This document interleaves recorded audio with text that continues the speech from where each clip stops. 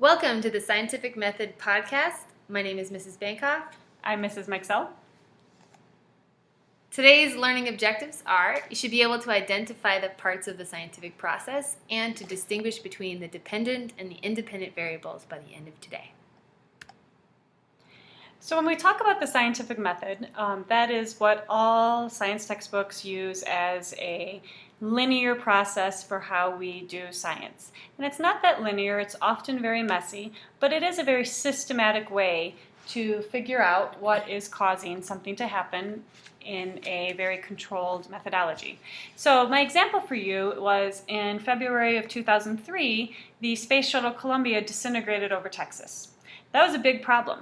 Obviously, NASA had a lot invested in the space program and they didn't want their shuttles permanently on standby, so they needed to figure out what caused the Columbia to disintegrate.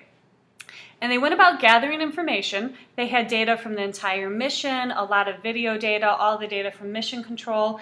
They recovered the debris along the way, 640 miles long debris path that they picked up all the debris they could find and were able to reconstruct about 38% of the orbiter. And from that, they realized that based on the debris pattern in the data, that there definitely was a problem that appeared in the left wing first, and that superheated air got in and then the wing actually melted, and that caused the spacecraft to disintegrate. So their hypothesis was that, looking at all the data, that a piece of foam from the external fuel tank hit the wing during the launch of the shuttle earlier in the mission, and that foam damaged the heat shield. And they devised an experiment to test that. They used the wings from some of the other shuttles. The space program has several shuttles, and shot foam of similar size and mass and at a similar speed at the wings, and found out that that foam from the launch could have created a 41 by 42.5 centimeter hole in the wing, which would have damaged the heat shield. So their analysis of that data and the experiment allowed them to conclude that they needed to change how they insulated the external fuel tank so that foam would not damage any wings on future shuttle launches. It was a big problem. There were 3,000 different individual elements they had to study to narrow it down to the one specific problem that caused the disintegration. That seems like an incredible amount of work, and it's also mostly done by scientists. What we're going to do next is we're going to play around with the Angry Birds so that you get an idea of the fact that you use the scientific method in your everyday life whenever you come across a problem that you need to solve. It's going to be the only time you get to play Angry Birds in class. When you guys are doing experiments, you're going to be able to identify the variables in your experiments. So variables are things that can change during the course of an experiment. We've got 3 examples.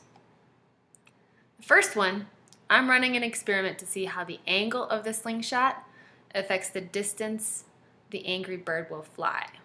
So you got 2 variables in there. 2 things that change during the course of the experiment. The angle of the slingshot and the distance the angry bird will fly. So take a moment and underline the variables in the next 2 statements, and then we'll be chatting about them. So we've got 2 different types of the variables in these examples. We've got the independent variable. That's the variable you purposefully change to see how it will affect the other variable.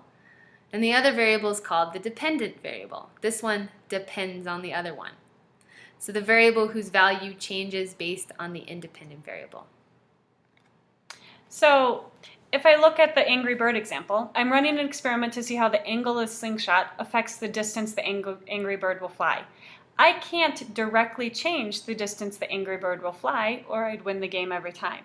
I have to change other factors to get the angry bird to do what I want to do. So my independent variable is the angle of the slingshot. I can keep adjusting the angle of the slingshot until I get the result I want, the angry bird to fly the right distance to crash into the pig.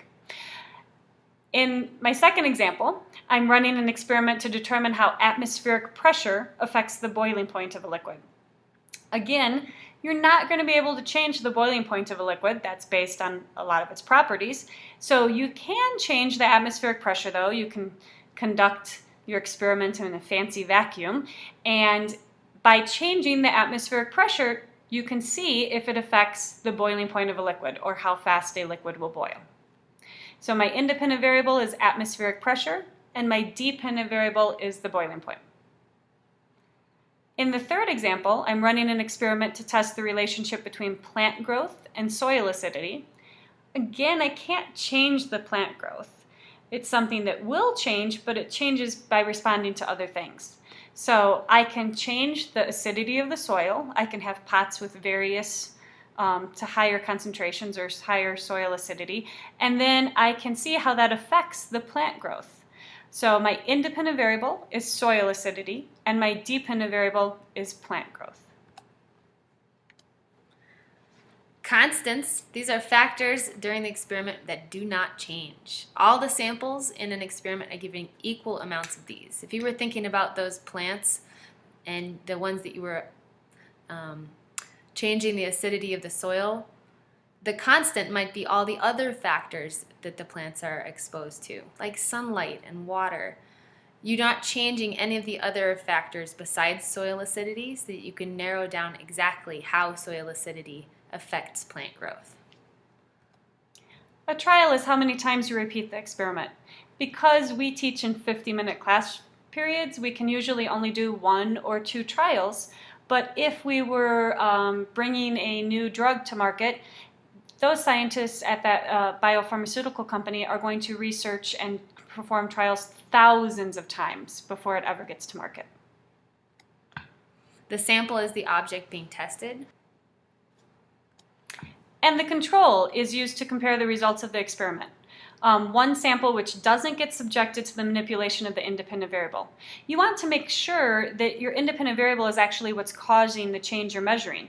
So you want one one sample to not be changed with the independent variable so that you can make sure that it is effective. So the data, I hope you already know this, but that's the information or the measurements you gather during the experiment. And we've got 2 different types of data. We've got qualitative data. I want you to look at the red part of that word. Quality is the root of qualitative. So this is information gathered through the senses. How it looks, how it smells, the physical state. All 5 senses are used in taking qualitative data. And the other type is quantitative data. And the root word of that is quantity. So all of these measurements are going to have numbers. Measurements or counting data in an experiment is the definition. These can be length, width, angle, time the event occurred. And these are numbers, so they can easily be recorded in a data table. I got freaking lost. It's okay. Precision and accuracy. In science, we often talk about precision. Precision refers to the degree of agreement among many measurements. So if a measurement is precise, when you conduct the experiment over and over and do many trials, you're going to get the same answer every time. Accuracy is whether or not the measurement, the answer that you get is actually valid, if it's correct. So accuracy refers to the agreement of a measurement with its true or its accepted value. We know that the density of water is 1 gram per milliliter, and so if we measure the density of water in our lab and we find that it is more than or less than 1 gram per milliliter, we're not accurate. If you look to the side, the results are back from the lab and John Smith is pregnant. Well, they might conduct that test over and over again, and perhaps it came back that he's pregnant every time, so that could be precision, but that doesn't mean that it's accurate. Perhaps we know that males can't get pregnant, so there's no way it's accurate, and maybe it's just that his name label got put on the wrong sample. So we've got 2 different examples here. Let's say that dashed line on the first graphic at 25 grams is the accepted value. Let's say it's grams of water. Is the accepted value of how much we should have gotten. And we take a whole bunch of tests, and each trial that comes back, we have gotten numbers from 27 to 26.8. All 4 of those data points are closely clustered around 27, so they're very precise. but they're not accurate because we know that the accepted value should be 25. And on the bottom one, we can see that our data is all clustered around 25 grams. So it does look precise because they're all very similar outcomes.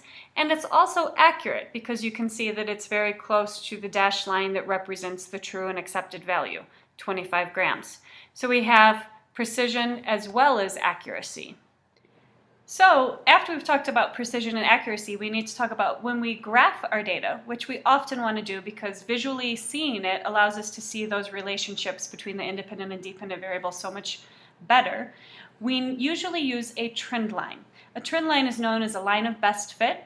That means that you're not using a ruler connecting the points dot to dot. The trend line passes through some of the points, but some points are above or below the line. It shows the pattern in the relationship, the general trend, so to speak. To determine if you're going to use a trend line, you should ask yourself, if I repeat this experiment, am I going to get the exact same data I got the first time, or am I going to get something similar to it? And if you're going to get something similar to it, then you want to use a trend line when you're graphing. So here's an example of some data points put on a graph, as well as a trend line, a line that runs right down the middle of your points. That's the trend line. You should notice that the points aren't exactly on the line, that they're around the line.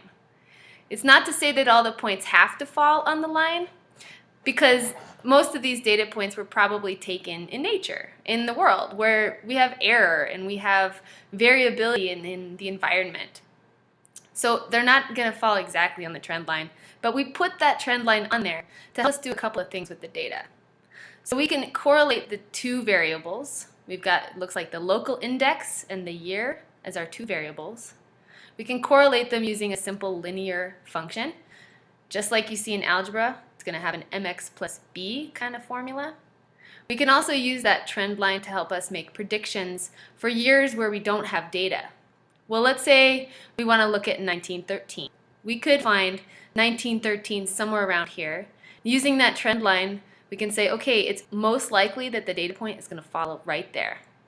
We could also use this trend line to predict what might happen after 1920. 1920 is our last year that we have data for. Let's say 1930. 1930 might fall somewhere up here. Thanks for your time today.